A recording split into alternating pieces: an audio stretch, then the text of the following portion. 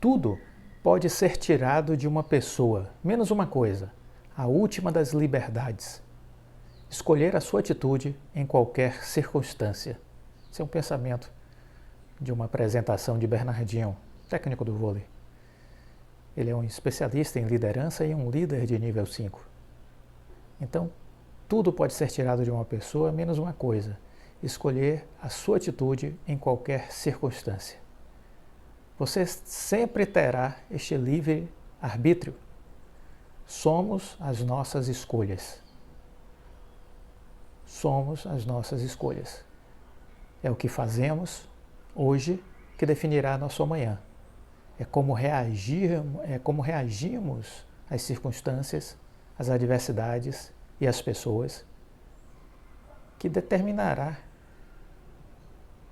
o que será do ato seguinte. Ninguém vai lhe tirar isso. E especialmente, em função disso, é importante que você esteja sempre com muito equilíbrio, com muita serenidade na hora de tomar uma decisão. Não devemos agir por impulso. É sempre uma péssima decisão, agir por impulso. É preciso parar, analisar, observar. Se não tiver todas as informações, investigar, buscar novas informações, até formular um entendimento mais perfeito possível, para só então decidir o que fazer e o que não fazer.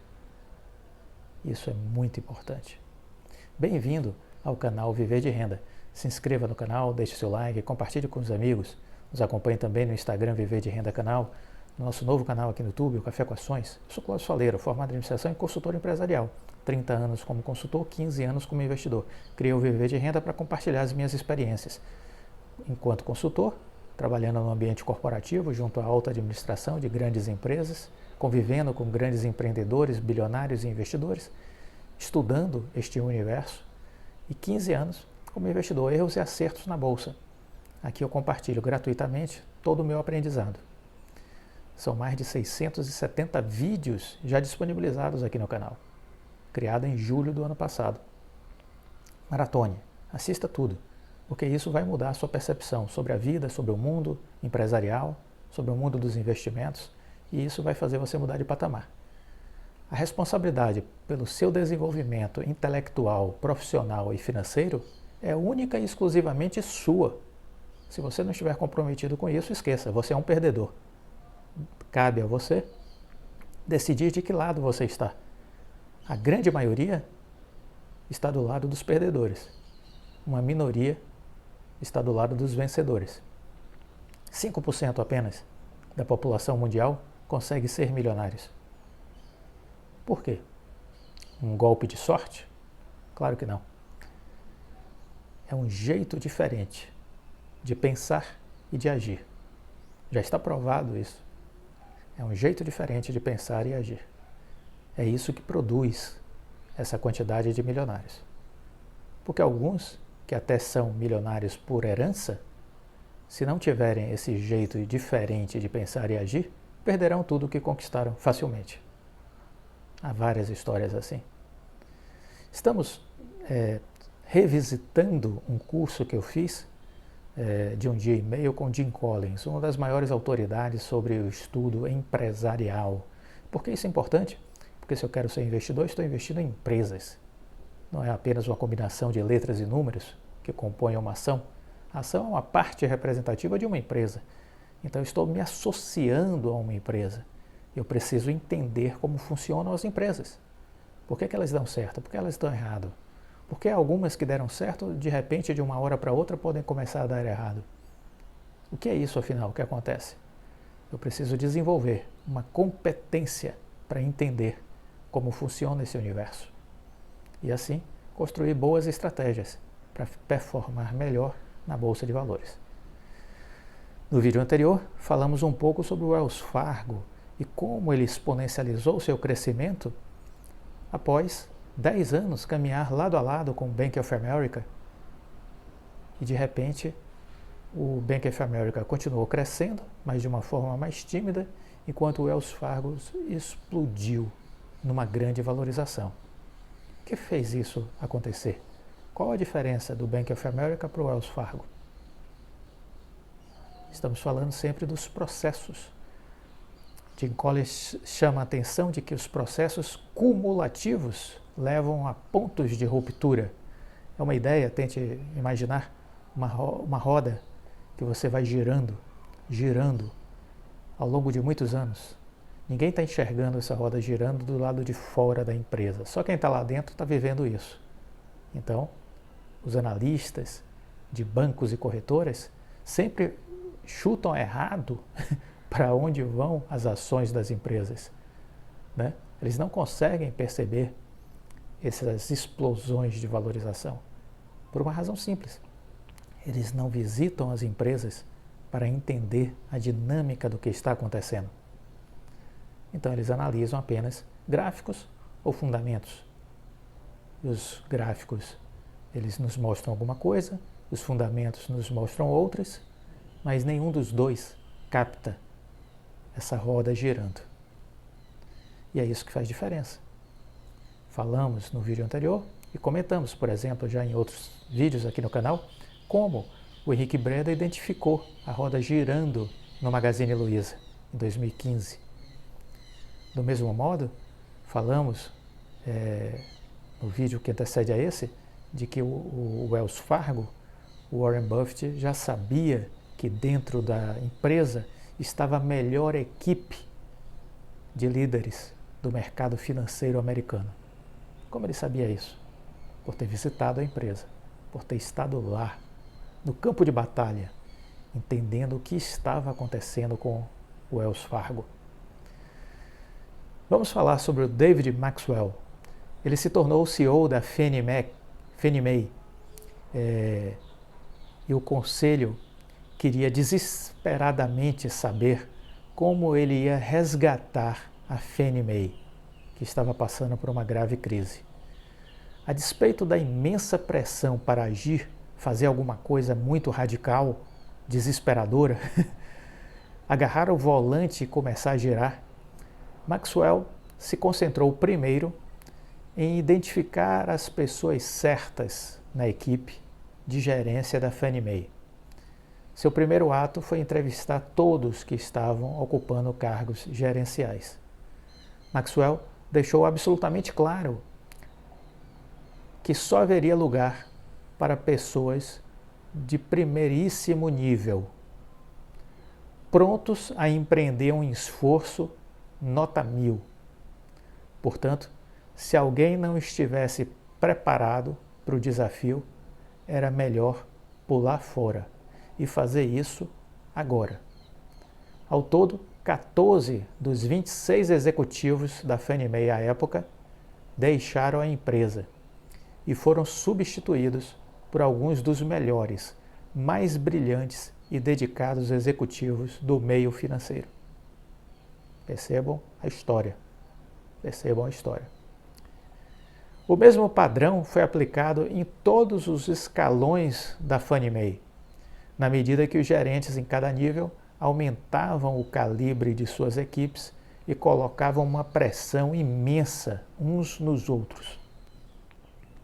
É a roda ganhando força para se movimentar. Em contrapartida, existem outras empresas que não possuem uma liderança de nível 5, que é transformadora, consistente e que busca desenvolver novas lideranças de nível 5. Existem empresas que possuem lideranças de nível 4, que são aquelas lideranças excepcionais, mas que não preparam a empresa para o futuro, para quando elas não estiverem mais na organização. É importante entender isso. Em contraste com as empresas feitas para durar, feitas para vencer, que construíram sempre equipes executivas fortes e sólidas, diz Jim Collins, nós ficamos impressionados em ver que havia muitas empresas no grupo de comparação do nosso estudo, da nossa pesquisa, que seguiram um modelo de buscar um gênio, uma pessoa extraordinária, e colocar ao redor dela 1000 auxiliares. Nesses casos, o gênio arrebatador, a principal força motriz do sucesso daquela empresa, representa de fato um grande ativo, transformador, mas enquanto ele estiver na empresa. Apenas enquanto ele estiver na empresa. Esses gênios raramente formam grandes equipes executivas. Por uma simples razão, eles não precisam delas. Em geral, sequer desejam ter equipes assim. Não, você precisa apenas de um exército de bons soldados que podem ajudar a implementar as suas grandes ideias. Você sempre é o pai das grandes ideias. No entanto, um dia esse gênio vai sair. Em geral, os seus auxiliares, como não foram desenvolvidos, como não foram identificados com o perfil adequado para dar continuidade ao processo de crescimento da empresa, eles ficam geralmente perdidos. Ou pior, tentam agir como o gênio que os liderava. E isso conduz as empresas ao insucesso. Essa é a pesquisa de Jim Collins nos Estados Unidos, olhando grandes empresas. Grandes empresas. O modelo do gênio com 1000 auxiliares predominam particularmente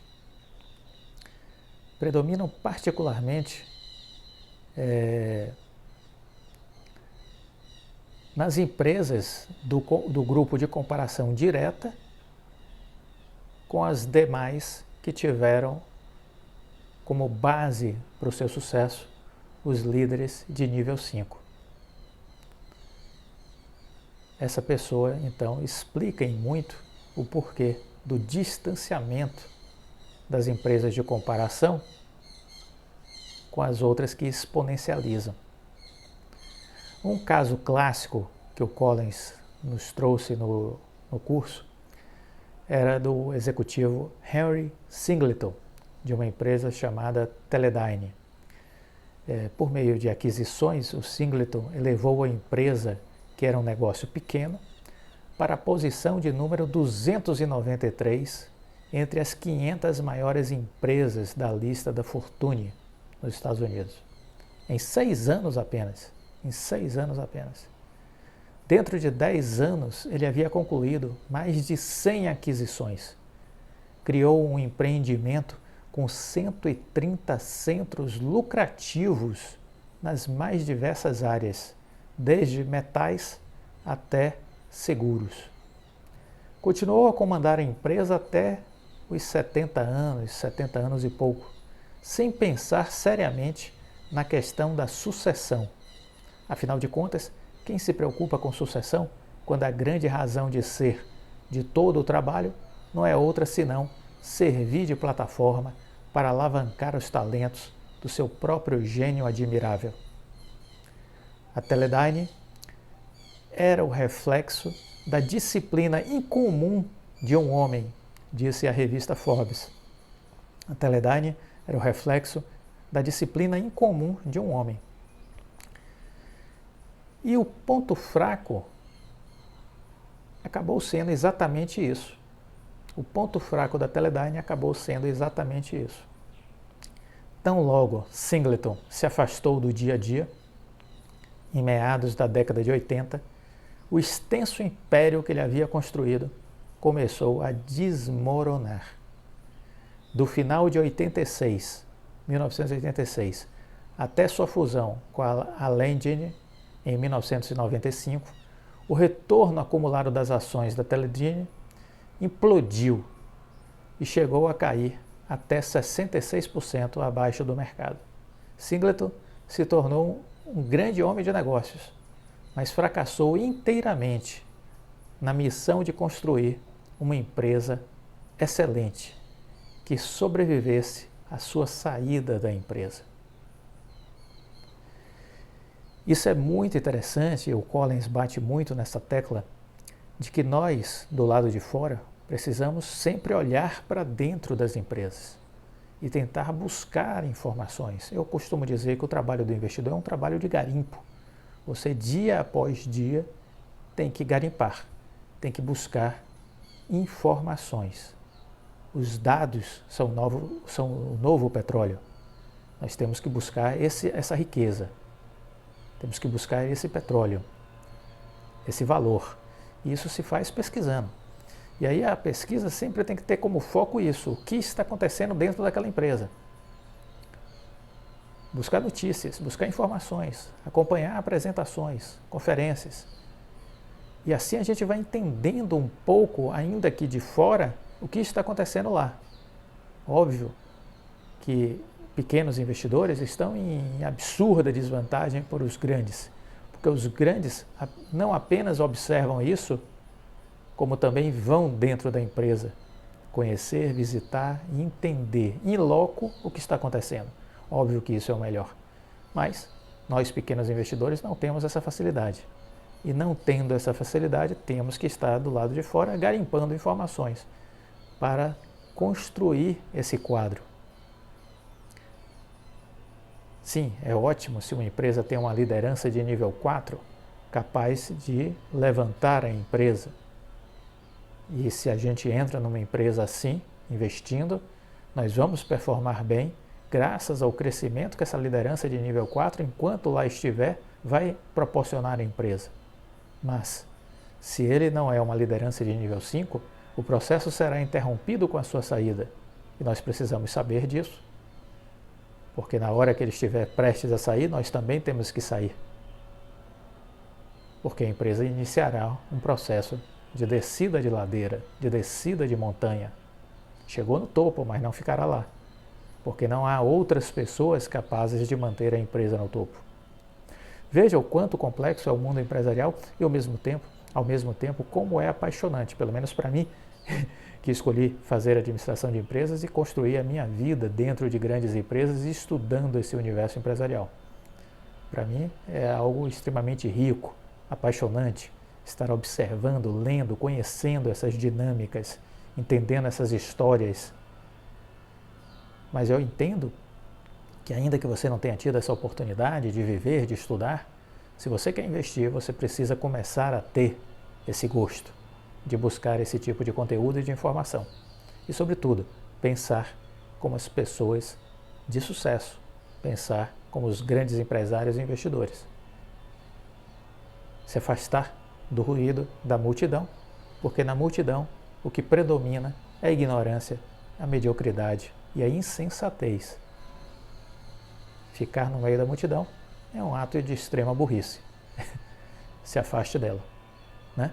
Procure os caminhos menos percorridos. Se afaste da multidão. Gostou do vídeo? Deixa o like, compartilhe com os amigos. Fique com Deus e até a próxima. Tchau.